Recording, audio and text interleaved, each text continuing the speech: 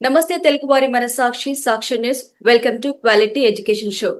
అమెరికాలో వీసాలు ఆపేయాలని ట్రంప్ సర్కార్ డిసైడ్ అయింది. సోషల్ మీడియా ప్రభావం వల్ల అసలు సోషల్ మీడియా ప్రభావం స్టూడెంట్స్ పై ఏ విధంగా ఉండబోతుంది, దీనికి సంబంధించి డిస్కస్ చేయడానికి మనతో పాటు ఉన్నారు IT professional and data scientist professor Venkat Kurthi garu. Hello sir. Hello అండి, నమస్తే. సార్, ట్రంప్ సర్కార్ డిసైడ్ చేసింది అంటే వీసాలు ఆపేయాలి అనేసి అమెరికాలో విద్యార్థుల పైన. సో అంటే ఎంత సడన్ గా ఈ డెసిషన్ కి రీజన్ ఏంటి? సోషల్ మీడియా ప్రభావం ఎట్లా ఉంటుంది అంటున్నారు స్టూడెంట్స్ పైన?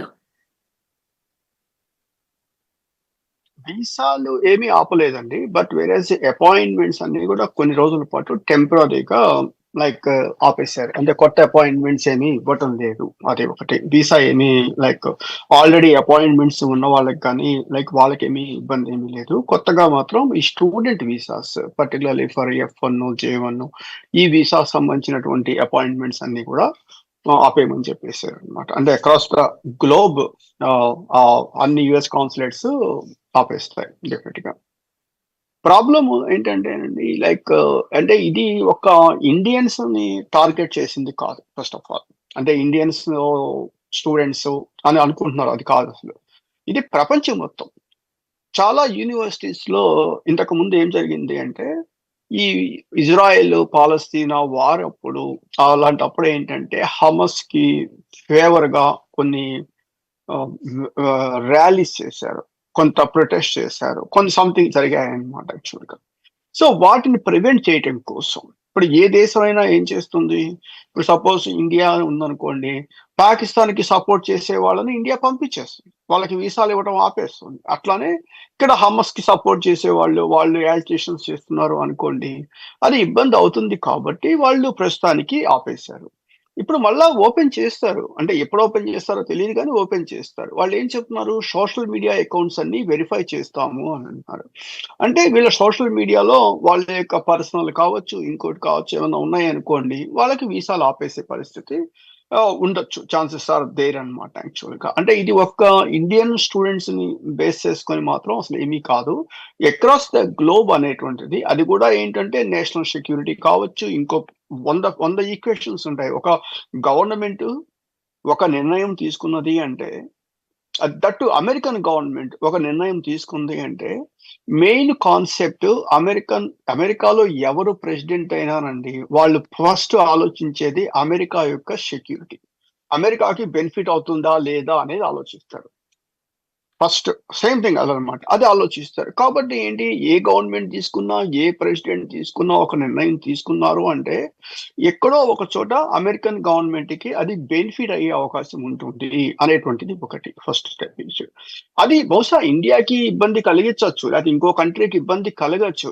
కానీ అమెరికన్ ప్రెసిడెంట్ ఒక నిర్ణయం తీసుకుంటున్నారు అంటే 99.9999% that will benefit to the country. అంటే అమెరికన్ కంట్రీకి బెనిఫిట్ అవుతుంది.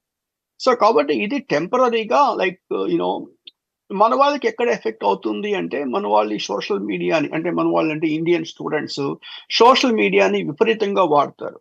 పర్సనల్ ఇన్ఫర్మేషన్ సోషల్ మీడియాలో పెట్టేస్తారు. పర్సనల్ ఇన్ఫర్మేషన్ వాళ్ళు అమెరికా రావాలి అనుకుంటున్నారు అనుకోండి, అక్కడ సోషల్ మీడియాలో నాకు ఉద్యోగం దొరుకుతుందా, లేకపోతే పార్ట్ టైం ఉద్యోగాలు దొరుకుతాయా, లేకపోతే సంథింగ్ లైక్ దట్ అలాంటివన్నీ సోషల్ మీడియాలో పెట్టేశారు అనుకోండి. చదువుకోవడం కోసం రావట్లేదు, వీళ్ళు ఏదో పార్ట్ టైం జాబ్ చేయడానికి అమెరికా వస్తున్నారు అనేటువంటి ఒక భావన డెవలప్ కావచ్చు అనేది ఒకటి. ఇప్పుడు మొన్న ఈ మధ్య ఒక 3-4 డేస్ బ్యాక్ అమెరికాలో క్లాసులుకి వెళ్ళకపోయినా, అసైన్మెంట్స్ ఇన్ టైంలో సబ్మిట్ చేయకపోయినా, ఏం చేయకపోయినా డిపోర్ట్ అని వీసా రివోక్ చేస్తామో, వెళ్ళిపోవాల్సి వస్తుంది అని చెప్పన్నారు. అది మంచి నిర్ణయమే, తప్పేమి కాదు. ఎందుకంటే ఇన్ని లక్షల రూపాయలు ఖర్చు పెట్టి అమెరికా వచ్చేటువంటి స్టూడెంట్స్ వాళ్ళు ఏం చేయాలి? చదువుకోవాలి. ఫస్ట్ ఆఫ్ ఆల్ అసైన్మెంట్స్ రాయాలి. అందులో తప్పు ఎక్కడుందో నాకు చాలా మంది దాని మీద కామెంట్స్ చేశారు. అది కామెంట్ చేసేంత ఇదేమీ కాదు. నువ్వు సరిగా కాలేజీకి వెళ్ళు, సరిగా అసైన్మెంట్స్ రాయి, సరిగా చదువుకో, కాలేజీ ఎగ్గొట్టద్దు, చెప్పకుండా ఎగ్గొట్టద్దు అని ఇవన్నీ పెట్టడంలో తప్పేమి లేదు. అది 100% తప్పు లేదు. ఇలా ఏంటంటే మన వాళ్ళు ప్రతిదీ ఏం చేస్తారంటే నెగిటివ్ గా చూడటం అనేది బిగిన్ చేస్తారు. ఆ నెగిటివ్ గా చూడకుండా పాజిటివ్ గా చూడటం ఆలోచించామనుకోండి, ప్రతిదీ పాజిటివ్ గానే కనపడుతుంది. ఇప్పుడు ట్రంప్ వచ్చి ఏం చెప్పాడు? పార్ట్ టైమ్ జాబులు చెయ్యొద్దు అన్నాడు. పార్ట్ టైమ్ జాబులు చేయకూడదు. రూల్ ప్రకారం అస్సలు చేయకూడదు. అది ఫస్ట్ స్టెప్ ఈజ్. రెండవది, మనీ లాండరింగ్ చెయ్యొద్దు. మీరు డబ్బులు మీ బ్యాంక్ నుంచో, మీ ఫాదర్ మదర్ నుంచో తీసుకురండి అని చెప్పారు. అదింత కూడా తప్పేమీ లేదు. మనీ లాండరింగ్ అంటే మనీ ఎక్కడికి పోతుందో తెలీదు. Something like this. సో ఇట్లా ఏంటంటే ప్రతి రూల్‌ని మనం ఏం చేస్తామంటే నెగెటివ్‌గా మనం ఆలోచిస్తున్నాం మనం. నెగెటివ్‌గా అసలు ఆలోచించకుండా పాజిటివ్‌గా ఆలోచించాలి. పాజిటివ్‌గా ఆలోచించటానికి సోషల్ మీడియాలో ప్రాబ్లమ్ ఏంటంటే ప్రతి ఒక్కళ్ళు ఒక వీడియో పెట్టేస్తారు. అది ఎందుకు పెడుతున్నామా అని తెలీదు. మీరొక యూట్యూబ్ ఛానల్ ఓపెన్ చేశారనుకోండి, ట్రంప్ అద్భుతమైన న్యూసు I-140 అని న్యూస్ పెడతారు పక్కన. పక్కనే ట్రంప్ పెద్ద బాంబేసేశారు అని చెప్పేసి పెడతారు. అసలు ఒకదానికి సంబంధం లేకుండా ఉంటుంది. సో, కాబట్టి ఇవాళ ఉన్నటువంటి సిస్టమ్‌లో ఏంటంటే స్టూడెంట్స్‌కి రైట్, అథెంటిక్ ఇన్ఫర్మేషన్ దొరకటం లేదు. కరెక్ట్ ఇన్ఫర్మేషన్ దొరకట్లేదు. ముందు వాళ్ళు కరెక్ట్ ఇన్ఫర్మేషన్ వాళ్ళు తీసుకోవాలి. అది ఫస్ట్ స్టెప్ ఈజ్. ఆ కరెక్ట్ ఇన్ఫర్మేషన్ ఎక్కడ దొరుకుతుంది మనకి? అథెంటిక్ వెబ్‌సైట్స్ కొన్ని ఉంటాయి. For example Chanakya education hub కావచ్చు. లేకపోతే USCIS వెబ్‌సైట్‌కి వెళ్ళిపోయి, లేకపోతే state department of state US government website అక్కడికి వెళ్ళిపోయేసేసి మనము ఇన్ఫర్మేషన్ తీసుకోవాలి.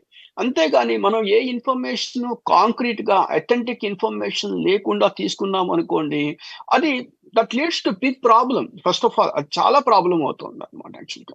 సో, కాబట్టి సోషల్ మీడియా ఈ రూల్ పెట్టటము అంటే డిపార్ట్మెంట్ ఆఫ్ సెక్రటరీ ఇష్యూ చేసినటువంటి ఆర్డరు టెంపరరీ ఆర్డర్ అది ఒకటి.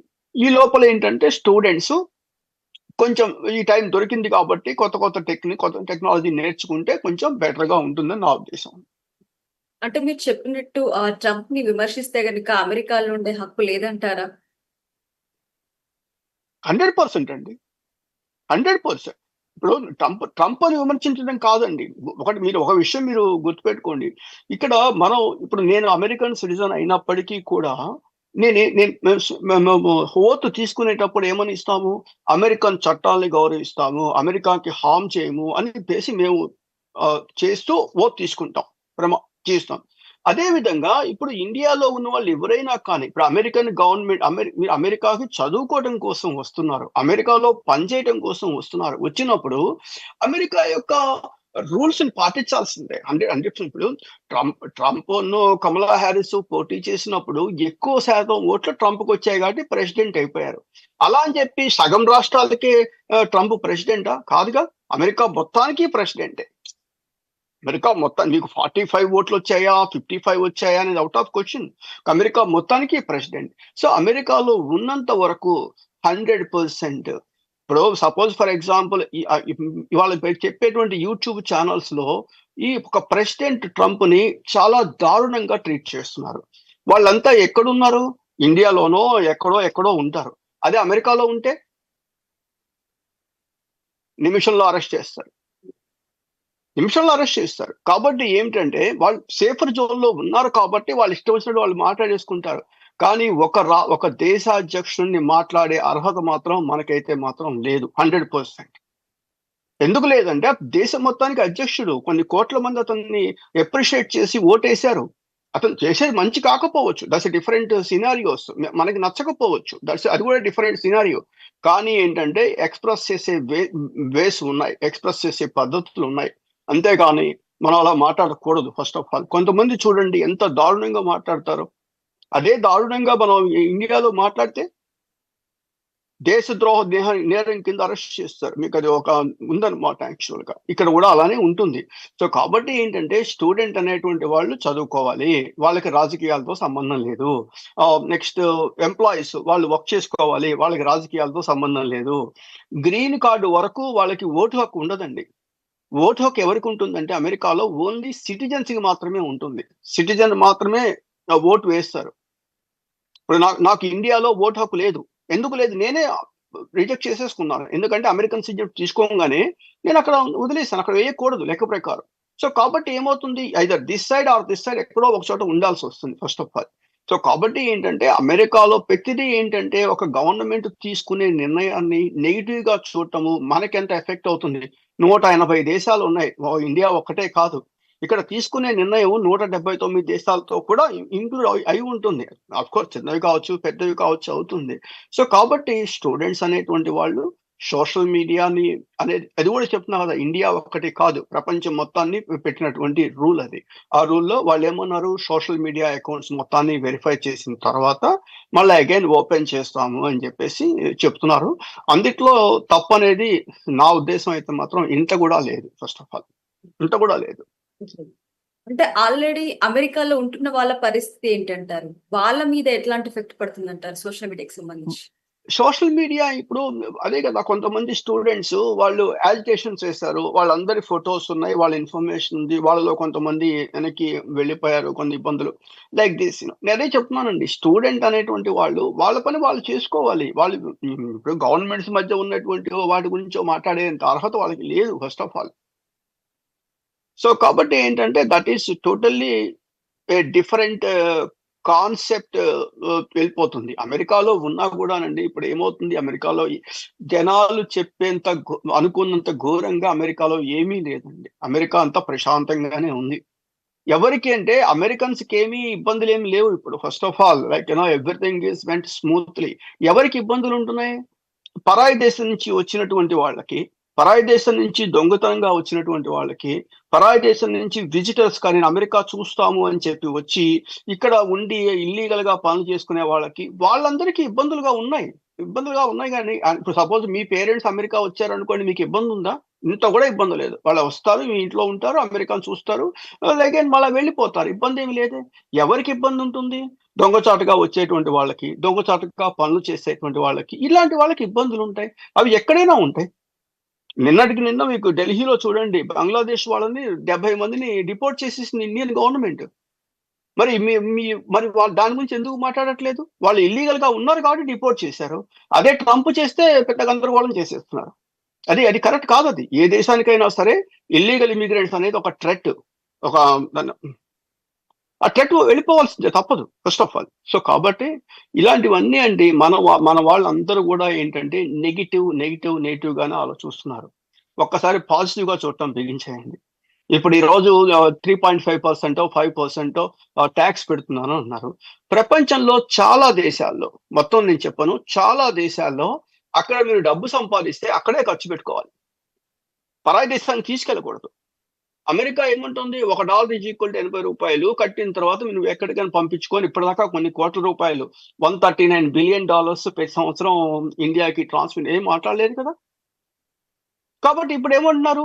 దానివల్ల ఏమైంది 3% ఎంతో సమ్ అమౌంట్ పెట్టారు. ఆ టాక్స్ కడతారు. నష్టం ఏముంది? రూ. 1,00,000 పంపించేవాడికి ₹1,03,000 ఖర్చవుతుంది అంతే. అంతకుమించి ఏం ఖర్చు కాదు. సో మంచిదే. దేశానికి ఓ విధంగా మంచిదే. అమెరికన్ గవర్నమెంట్‌కి మంచిదే అది. సో కాబట్టి ఏంటంటే ప్రతిదీ నెగెటివ్‌గా చూడటం బిగించేసిన తర్వాత ప్రతిదీ నెగెటివ్‌గానే కనపడుతుంది. పాజిటివ్‌గా ఆలోచించండి. ఇప్పుడు సపోజ్ ఒక అమెరికన్ సిటిజన్‌గా ట్రంప్ నిర్ణయాల్లో ఏం తప్పు కనపడుతుంది? జీరో ఏమి తప్పు కనపడట్లేదు. ఎడ్యుకేషన్ స్టాండర్డ్స్ ఇంప్రూవ్ అవుతాయి. అసైన్‌మెంట్స్ రాయండి మీరు వెళ్ళండి అందువల్ల ఇంప్రూవ్ అవుతాయి. ఈ 3% అవటం వల్ల కంట్రీకి కొంచెం కాస్త కూస్తో బెనిఫిటే. ఇల్లీగల్ వాళ్ళని పంపించేయటం వల్ల కొంచెం అడ్వాంటేజ్ ఖచ్చితంగా ఉంటుంది. కొంతమందికి బేడీసేశారు. వాళ్ళంతా క్రిమినల్స్. క్రిమినల్స్‌ని పంపించేశారు. లైక్ ఆల్ దీస్ థింగ్స్ ఎక్కడ నెగెటివ్ కనపడుతుంది? ఎక్కడా నెగెటివ్ కనపడట్లేదు.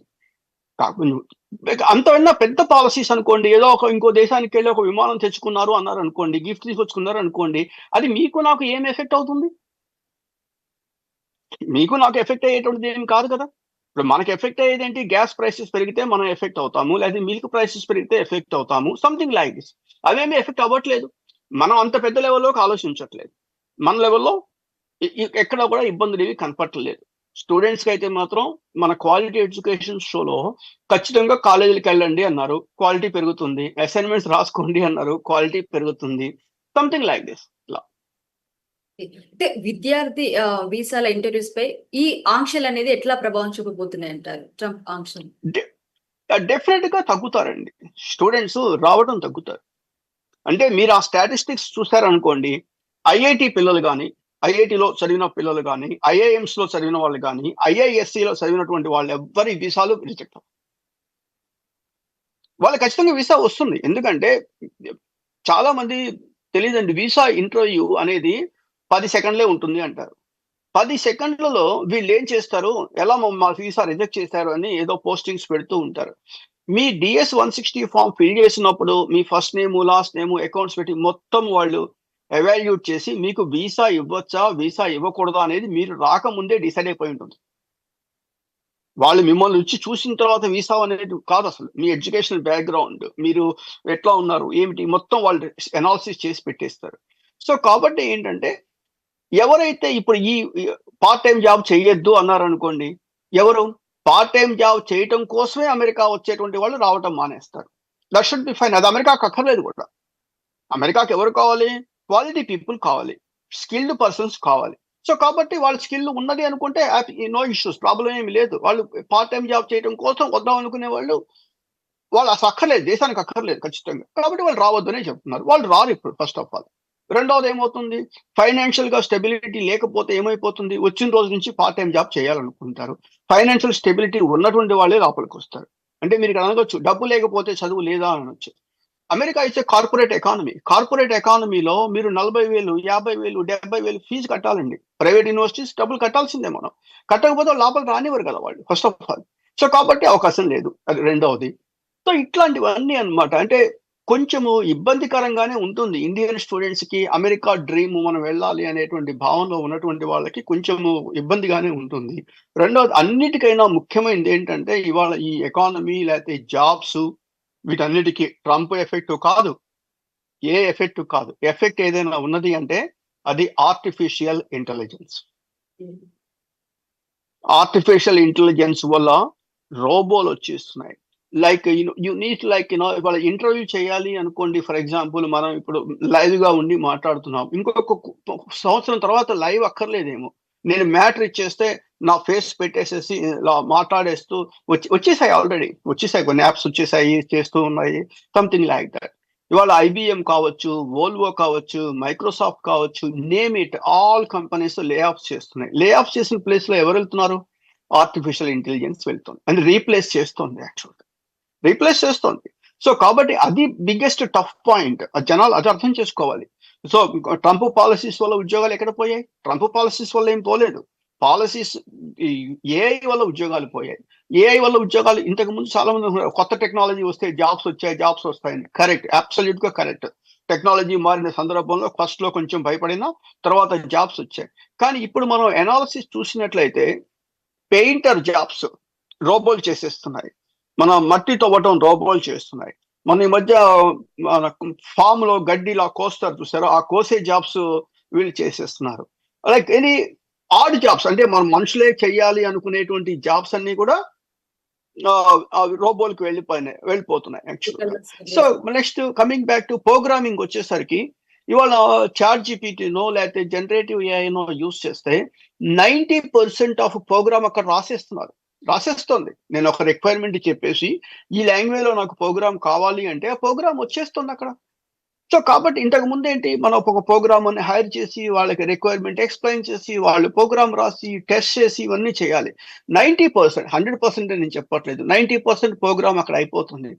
దాన్ని అలాంటి టెక్నాలజీని మనం ఎలా నేర్చుకుంటే మనము సొసైటీలో సర్వైవ్ అవుతామో అది ఆలోచించాలి. అంతేగానేసేసి పోనీ ఈ పార్ట్ టైమ్ జాబ్స్ అమెరికా వచ్చి పార్ట్ టైమ్ జాబ్స్ అంటే పార్ట్ టైమ్ జాబ్స్ అన్నీ వెళ్ళిపోతాయండి. వాళ్ళకి కనుక అన్ని రోబోలు రీప్లేస్ చేస్తాయి. అన్ని కూడా రోబోలు రీప్లేస్ చేసేస్తాయి. పార్ట్ టైమ్ జాబ్స్ ఆల్మోస్ట్, అంటే ఈ చిన్న చిన్న జాబ్స్ అన్ని కూడా రోబోలు రీప్లేస్ చేసేస్తాయి. సో, అలాంటి పరిస్థితుల్లో ఏమైపోతుంది? వాళ్ళు ఇక్కడికొచ్చేసేసి స్టూడెంట్స్ డబ్బులు లేకుండా ఇక్కడికొచ్చి పాపం ఏదో అప్పులు చేసి అవి చేసి ఇక్కడ ఉద్యోగం దొరక్కపోతే ఏంటి పరిస్థితి? పోనీ అద్భుతమైన స్కిల్ ఉండి అంటే దట్స్ ఎ డిఫరెంట్ సినారియో. వాళ్ళకి అసలు ఎప్పుడూ ప్రాబ్లమ్ లేదు. ఎక్స్ట్రార్డినరీ పీపుల్‌కి ఎప్పుడూ ప్రాబ్లమ్ ఉండదు. కానీ ఏంటంటే అమెరికాలో రోజు రోజుకి జాబ్స్ తగ్గిపోవడానికి మెయిన్ కారణం ఆర్టిఫిషియల్ ఇంటెలిజెన్స్ ఒకటి. దాన్ని ఏంటంటే మనుషుల తోటి రీప్లేస్ చేసేస్తుంది. ప్రతిరోజు జరుగుతూనే ఉన్నాయి అలా. అంటే ఇప్పుడు హమాస్‌కి సపోర్ట్ చేయడం అట్లానే ట్రంప్ సర్కార్‌ని వ్యతిరేకించడం ఇట్లాంటి సిట్యుయేషన్స్ వల్లే అనుకోవచ్చా? ఇంత సడెన్‌గా ఇలా వీసాలు ఆపేయడం లాంటివి జరిగింది, డెసిషన్ తీసుకోవడం? 90% అదేనండి. 90 కాదు, ఆల్మోస్ట్ 100% అదే అన్నమాట. అయితే మన వాళ్ళని గురించి అని మాత్రం 100% కాదు. మెయిన్‌గా ఏంటంటే స్టూడెంట్ యొక్క బ్యాక్‌గ్రౌండ్ హిస్టరీ చూడాలి అనేటువంటిది మెయిన్ ఇంపార్టెంటు. ఆ బ్యాక్‌గ్రౌండ్‌లో వాళ్ళ యొక్క క్రిమినల్ యాక్టివిటీస్ కానీ, వాళ్ళు ఎవరితో కాంటాక్ట్ చేశారని గానీ, ఇవన్నీ చూసారనుకోండి. చూసిన బట్టి అప్పుడు వాళ్ళు డిసైడ్ ఒక క్లీన్ హిస్టరీ ఉన్నది అనుకోండి, ఎక్కడ వీసా ఆపరే. ఇప్పుడు రోజుకి ఇంతమంది వీసాలొస్తున్నారు, ఇంతమంది అమెరికా వస్తున్నారు, ఇన్ని ఫ్లైట్స్‌లో అమెరికా వస్తున్నప్పుడు, ఎక్కడో ఒకళ్ళని పట్టుకొని ఆపుతారు. ఎక్కడో ఒక ఇద్దరిని పట్టుకొని ఆపుతారు.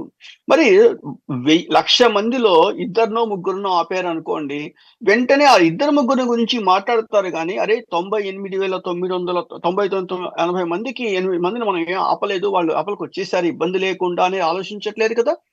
ఆపిన నలుగురికి ఏదో ఒక ఈక్వేషన్ ఉంటుంది. ఈక్వేషన్ లేకుండా ఆపరు. ఏదో ఒక ప్రాబ్లమ్ ఉండొచ్చు, ఏదో ఉండొచ్చు. కానీ ఆపనటువంటి వాళ్ళు ఎంతమందున్నారు? 0.0004%. That's simple. ఐ మీన్ అంతమంది. సో, కాబట్టి ఆటోమేటిక్‌గా ఏంటంటే, ఏదో ఒక ఈక్వేషన్ వాళ్ళకి తెలిసుంటుంది. ఓహ్! దిస్ ఈస్ ద ఇన్ఫర్మేషన్ ఇక్కడ ఉంటుంది. సో, కాబట్టి మనం ప్రస్తుతం టెంపరరీగా హోల్డ్ చేద్దాము. మొత్తం చెక్ చేసుకున్న తర్వాత అంటే సిస్టమ్ డెవలప్ చేయాలి కదా! సిస్టమ్ డెవలప్ చేయాలి కాబట్టి, సిస్టమ్ డెవలప్ చేసేదాకా వెయిట్ చేస్తారు. తర్వాత ఆటోమేటిక్‌గా ఆన్ చేస్తారు. వస్తాయి. వచ్చిన తర్వాత వచ్చేస్తారు. కాకపోతే ఇవాళ స్టూడెంట్స్ కూడా ఏంటంటే నిజాలేంటంటే అమెరికాలో జాబ్స్ అనేవి తగ్గిపోయినాయి. అది first thing is because of AI. రెండోది అమెరికాలో పార్ట్ టైమ్ జాబులు చేద్దాము, అలా ఇలా అనేటువంటి ఉద్దేశంతో అమెరికాకి రావద్దు. చదువుకోవాలి అనే ఉద్దేశంతో అమెరికాకి రండి. 100% రండి. America is a land of opportunities. ఇక్కడ లైక్ మీ దగ్గర స్కిల్ ఉంటే ప్రపంచంలో మిమ్మల్ని ఎవ్వరూ ఆపలేరు. మీ దగ్గర స్కిల్ లేకపోతే ప్రపంచంలో మిమ్మల్ని ఎవరు రక్షించలేరు. రక్షించలేరు. కాబట్టి sharpen your skills. That is the basic criteria for success in this country, in America. So మీరు ఇంతకుముందు చెప్పినట్టు కూడా ఇన్ఫర్మేషన్ అనేది ఒక్కొక్కరు ఒక్కొక్కలాగా చెప్తుంటారు యూట్యూబ్‌లో, సోషల్ మీడియాలో. సో కరెక్ట్ ఇన్ఫర్మేషన్ తెలుసుకోవాలంటే ఎట్లా అంటారు? కరెక్ట్ ఇన్ఫర్మేషన్ తెలుసుకోవాలంటే బేసిక్‌గా ఇప్పుడు సపోజ్ ఫర్ ఎగ్జాంపుల్ ఇప్పుడు మాకొక వెబ్‌సైట్ ఉంది. 'చాణుక్య ఎడ్యుకేషన్ హబ్' అనే వెబ్‌సైట్ ఉంది. ఆ వెబ్‌సైట్‌లో ఉన్న ఇన్ఫర్మేషన్ మొత్తం మేము ఇచ్చిన తర్వాత కింద ఒక లింక్ ఇస్తాం. ఆ లింక్ ఏమిస్తామో తెలుసా మీకు? గవర్నమెంట్ లింక్ ఇస్తాం. If you want more information ఈ గవర్నమెంట్ లింక్ క్లిక్ చేయండి. You will get more information అని ఇస్తాం. అంటే ఏంటి? ఆ హోల్ ఇన్ఫర్మేషన్ మొత్తాన్ని సమ్మరైజ్ చేసి పైన ఈజీగా అర్థమయ్యేటట్టు ఇక్కడ పెడతాము. కావాల్సిన వాళ్ళు ఏం చేస్తారు? ఆ లింక్ క్లిక్ చేసుకుంటే యూఎస్ గవర్నమెంట్ సైట్‌కి వెళ్తుంది. ఆ సైట్‌లో ఆ ఇన్ఫర్మేషన్ మొత్తం ఉంటుంది. నేను అందుకని చెప్తానన్నమాట. Authentic information is the more important. అంటే ఆ ఇన్ఫర్మేషన్ లేదనుకోండి చాలా కష్టం. ఇప్పుడు మీరు న్యూయార్క్‌లో ఉన్నారు. ఫ్లోరిడా ఎక్కడో కింద ఉంటుంది. మీరు 95 అనే ఒక హైవే తీసుకొని ఫ్లోరిడా వెళ్ళాలి అంటే సౌత్ మీద వెళ్ళాల్సిందే. సౌత్ మీద వెళ్తే ఎప్పటికోప్పటికి మీరు ఫ్లోరిడా వెళ్తారు. అదే నార్త్ తీసుకుంటే యూ నెవర్ హిట్ ఫ్లోరిడాకి వెళ్ళలేరు మీరు. ఎందుకంటే నార్త్ పైకెళ్తుందది. ఫ్లోరిడా కింద ఉంటుంది. సో ఇక్కడ ఏంటంటే రైట్ ఇన్ఫర్మేషన్ అనేటువంటిది మోర్ ఇంపార్టెంట్. ఆ రైట్ ఇన్ఫర్మేషన్ లేకపోతే మనం రాంగ్ ఇన్ఫర్మేషన్ తీసుకుంటే మనము మన యొక్క గోల్స్‌ని మనం ఎప్పుడూ రీచ్ అవ్వలేం. దానికేం చేయాలి? రైట్ పర్సన్‌ని సెలెక్ట్ చేసుకోవాలి. అందుకనే మనం చెప్తాం మేము. చాణక్య అని పేరు పెట్టడం ఉద్దేశ్యం కూడా ఏంటంటే select right guru first. If you are at right guru, you never did anything wrong. If you are not at right guru, whatever you are doing is wrong. ఈ ప్రపంచంలో 2 ప్రిన్సిపల్స్ గుర్తుపెట్టుకోవాలి. ఫస్ట్ రైట్ గురు సెలెక్ట్ చేసుకోవాలి. రెండోదేమో if you have skill nobody is going to stop you. మన దగ్గర skill లేకపోతే మనకెవ్వరు హెల్ప్ చెయ్యరు ఫస్ట్ ఆఫ్ ఆల్. సో ఈ 2 ప్రిన్సిపల్స్ ఇవాళ స్టూడెంట్స్ జాగ్రత్తగా అర్థం చేసుకోగలిగితే 100% ఇక్కడే కాదండి, ప్రపంచంలో ఎక్కడైనా వాళ్ళు సక్సెస్ అవుతారు. ఏ దేశం వెళ్ళినా కూడా వాళ్ళు ఖచ్చితంగా సక్సెస్ అవుతారు. If you follow these 2 fundamental rules. అలా. సో అంటే ఇలాంటి ప్రాబ్లమ్స్ అన్నీ ఏం రాకుండా ఉండాలంటే సోషల్ మీడియాని ఎట్లా మెయింటైన్ చేయాలంటారు స్టూడెంట్స్? సోషల్ మీడియాని ఎలా మెయింటైన్ చేయాలి అంటే లెస్ ఇన్ఫర్మేషన్ అండి. ఇప్పుడు నేను సోషల్ మీడియా వాడను అని నేను చెప్పట్లా. నేను కూడా వాడతాను. నా బిజినెస్ కోసమో, వాటి కోసమో వాడతాను. ఎంతవరకు వాడతాను? Very less. చాలా తక్కువ వాడతాను. సాధ్యమైనంత వరకు పర్సనల్ ఇన్ఫర్మేషన్ ని ఎలిమినేట్ చేయాలి. అంటే నేను బిజినెస్ లో ఉన్నా కూడా తప్పదు, నేను ఇవ్వాలి, నా పేరు అక్కడ ఉంటుంది డెఫినెట్ గా, బట్ ఎలిమినేట్ చేయాలి. అన్నెసరీ థింగ్స్ డిస్కస్ చేయకూడదు. ఫస్ట్ ఆఫ్ ఆల్ సోషల్ మీడియాలో అన్నెసరీ థింగ్స్, నాకు ఉద్యోగం కావాలి, నేను పార్ట్ టైం కావాలి, ఇలాంటివన్నీ ఏది పెట్టకూడదు. That's very important. ఇట్లా ఏంటంటే social media is a powerful weapon అండి, పవర్ఫుల్ వెపన్. ఒక కత్తి అనుకోండి, ఆ కత్తితో కూరగాయలు కోసుకొని అన్నం వండుకొని తినొచ్చు, ఆ కత్తితో పొడుచుకొని చచ్చిపోవచ్చు. ఈ రెండు ఉన్నాయి ఇక్కడ. సోషల్ మీడియా అనేది అంత పవర్ఫుల్. ఇటు ట్విట్టర్ కావచ్చు, ఫేస్బుక్ కావచ్చు, ఇన్స్టాగ్రామ్ కావచ్చు, ఇవన్నీ ఎంత పవర్ఫుల్ అంటే అంత పవర్ఫుల్. సో ఆ పవర్ఫుల్ వెపన్ ని మనం ఎంత జాగ్రత్తగా వాడుకుంటాము అనేటువంటిదే మోర్ ఇంపార్టెంట్. అది అంతేనా, అంతకుమించి మనం ఎక్కువ చెప్పలేము సోషల్ మీడియా గురించి. Thank you so much sir. చాలా మంచి ఇన్ఫర్మేషన్ షేర్ చేశారు. ఇప్పుడు ఎవరైతే కంగారు పడుతున్నారో స్టూడెంట్స్ కి సంబంధించి వీసాలు ఆపేశారు సంథింగ్, సో వాళ్ళందరికీ ఇన్ఫర్మేషన్ బాగా యూజ్ అవుతుంది. సో అలాగే మీరు ఇంకొక మంచి విషయం కూడా చెప్పారు, చాణక్య ఎడ్యుకేషనల్ హబ్ లో కూడా కరెక్ట్ ఇన్ఫర్మేషన్ తెలుసుకోవచ్చు అని కూడా. ఈ ఇన్ఫర్మేషన్ కూడా చాలా మందికి యూజ్ అవుతుంది. Thank you so much sir. Thanks అండి, థ్యాంక్ యూ వెరీ మచ్. ఇది ఇవాల్టి షో. మరొక ఎపిసోడ్ లో మళ్ళీ కలుసుకుందాం. అంతవరకు చూస్తూనే ఉండండి సాక్షి టీవీ.